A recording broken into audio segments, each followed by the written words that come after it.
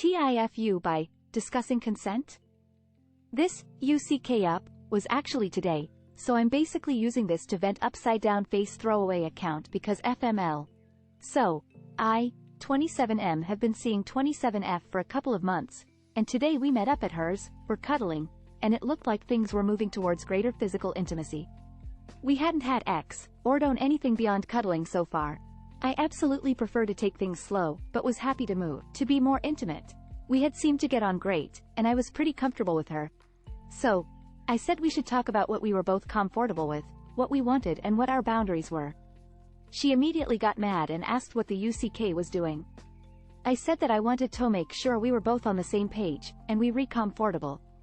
She asked me to leave her apart. She has since messaged me telling me that talking about consent was the biggest ick, her words, not mine, and said that it was the weirdest thing I could possibly have done. She made a point of telling me that we could have been having X if he had just gone for it and not tried to have a conversation about it first. TLDR. Consent is now an ick, apparently.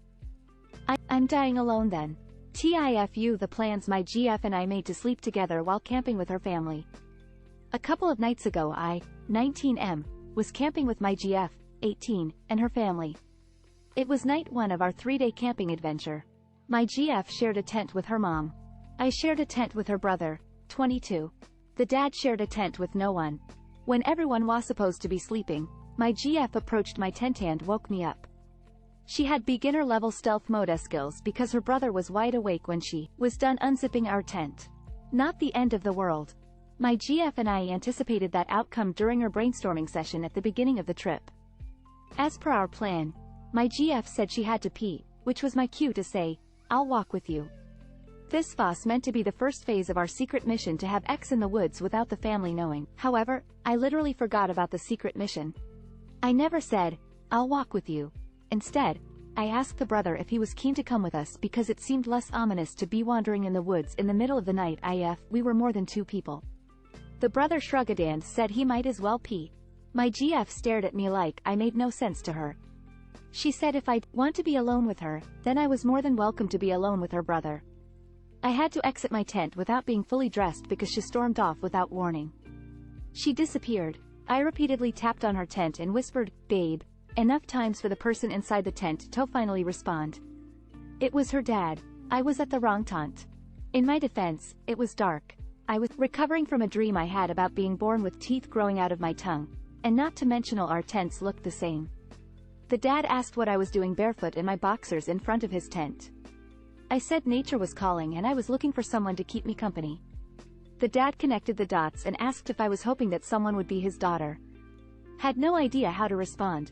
The dad nodded as if my awkward silence was an undeniable yes to his question and sarcastically asked if I wanted his daughter to hold my hand or something smaller. Again, I was unable to comment. The dad put on his boots and emerged from his tent with torches and toilet paper. I said I didn't need toilet paper. The dad said it was for him. I peed. Pooped. I was forced to shut my eyes and think happy thoughts because the dad sounded like he was puking mud. On our way back, the dad suggested that I share a tent with him from now on. I was too traumatized to turn him down. The dad and I have been sharing a tent ever since, which made it impossible for my GF and I to have the privacy we planned for. Currently not in the best BF category with the GF. TL. Dr. My GF and I secretly planned to have X while we were camping with her parents, but when it was time to execute the plan, I ended up sleeping with her dad instead. TIFU by subjecting a random teacher to a repeated dunking for 15 minutes. This was when I middle school. I used to have a really great history teacher that me and the kids used to love and would hand out candy and just be there to talk if you needed him. Well, one spring he advertised that he was going to be at the local fair to raise money for charity by participating in a dunk tank and asked us to show up. Cool. And the sweetener was that we'd get a piece of candy for each time we dunked him. Even better. So middle school me saved up 3 months off allowance, chore money for the big day and ended up with something like 40 tries worth of money by then. Come the big day and there's predictably a huge line as every kid he's ever taught wants to support him and get candy. So long of a line that right Aussie was about to take my turn. His shift ends Ondas replaced by another fellow teacher from another school district. Now here's where the TIFU comes in. One thing talk now about me is that while I'm not athletic, I'm on idiot savon when it comes to carnival games and understand it's about accuracy, not showiness. so I was pretty confident I was going to get some hits in. Little did I know that my childlike brain would get into some weird rhythm and basically make something like 35 of the 40 attempts I had on the poor teacher, basically dunking her as soon as she got back onto the platform for something like 15 minutes straight. Looking back, it was pretty clear someone should have stepped in with a mercy rule, but my childlike brain knew candy was on the line, so I just kept going and going and going, probably making this lady wonder if I was some former student that had it out for her. TLDR, had 40 attempts to subject my favorite teacher to a dunk tank. He got replaced at the last minute by a random other teacher. I dunked her without mercy for 15 minutes straight. TIFU by setting up my BF to look like the village's idiot. Obligatory English isn't my first language and I'm in mobile, so sorry for the formatting, plus it did happen today though, it's the result of years of build up, it's very dumb too, so buckle UPSO for context. I'm a huge bookworm.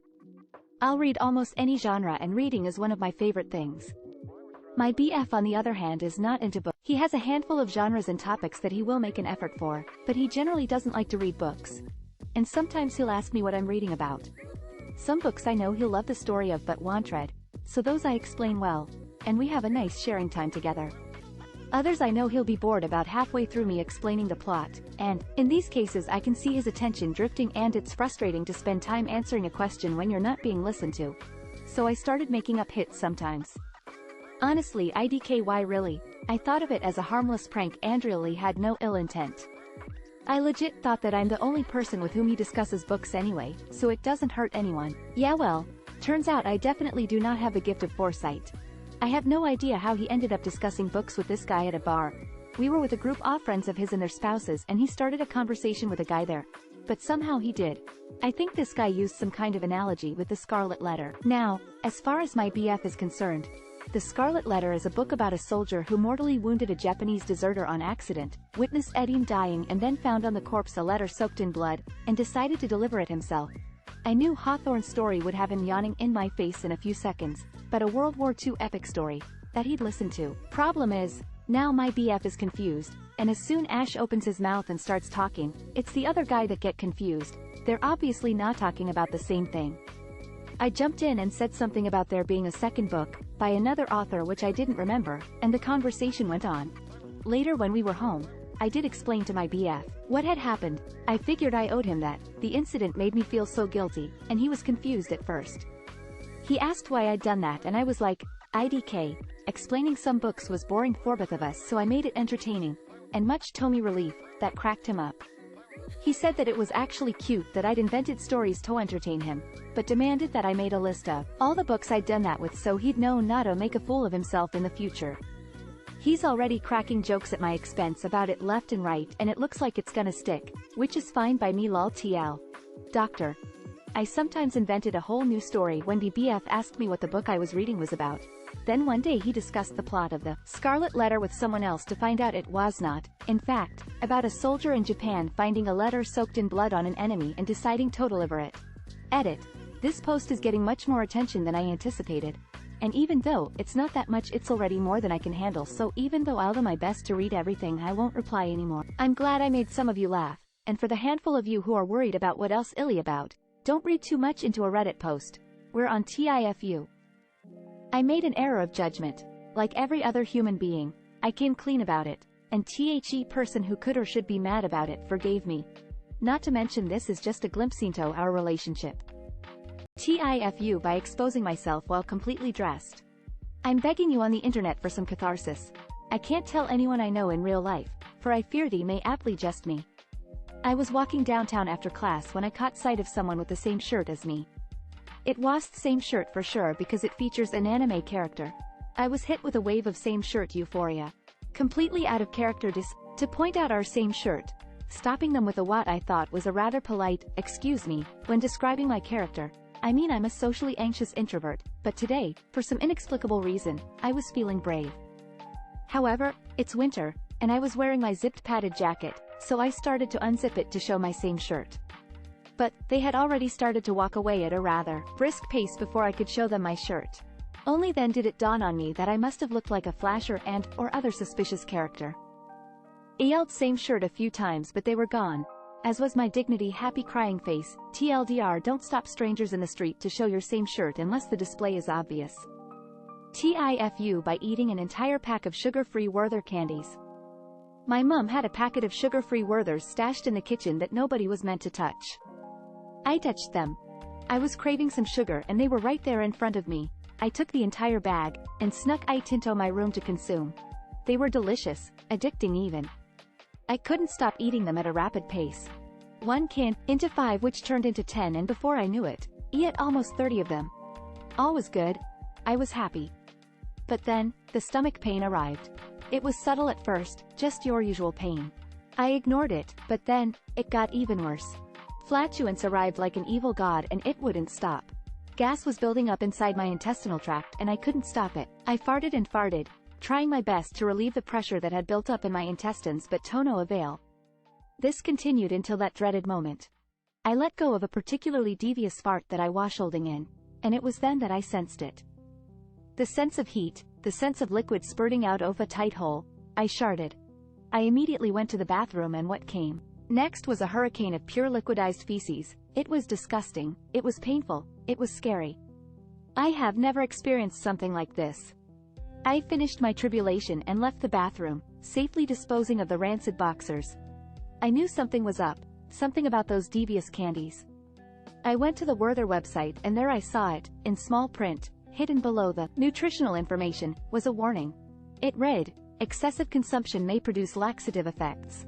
I was gobsmacked, my jaw dropped. Hell, even my heart dropped. I couldn't believe my eyes. Those candies I ate to relieve my sugar cravings were actually my doom. I did some calculations and realized I ate almost 80 grams of the natural laxative present in the candy, isomalt. I did some research and I was shocked even more. The amount of isomalt you had to consume to pose a risk of intestinal distress was 20 to 30 grams. I consumed 80. It has been almost 12 hours and I have been to the toilet an untold amount of times. Even now, I am writing this very post in the toilet, contemplating my dire future and if I will see the light of day again. 12 hours and the clock just struck 2 a.m. Andy et. The poison shows no sign of slowing. I am in for a long night, my friends. No information anywhere tells me the length of the laxative effect. I might be patient 0. Only I could beta 1 to eat 30 of those sweets in the span of 30 minutes. Whilst I am living in this hellish torture, I have decided to warn the people of the world about my fate, lest they also think of doing something so stupid and uneducated. I will never be touching any sugar-free alternatives ever again in my life. This day will be remembered as a day of pain, a day of suffering, and as a day of agony. I wish this fate upon no man, not even my greatest enemy. TLDR. I foolishly ate an entire bag of sugar-free candy and with it was around 80 grams of a natural laxative and now I'm paying the price. EDIT1. Okay, I managed to get myself to bed and succumbed to the sweet release of sleep, fearing that I will wake up in the middle of the night.